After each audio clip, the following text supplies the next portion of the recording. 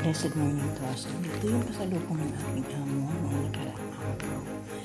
Since ako'y routine po na inuuna ko muna yung mga leftover before dito. So this morning, dahil maglalaba ako,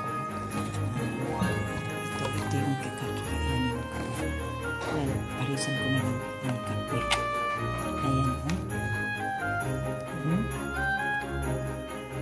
Ayan, ito galing ko ng Maynila. So, ayan.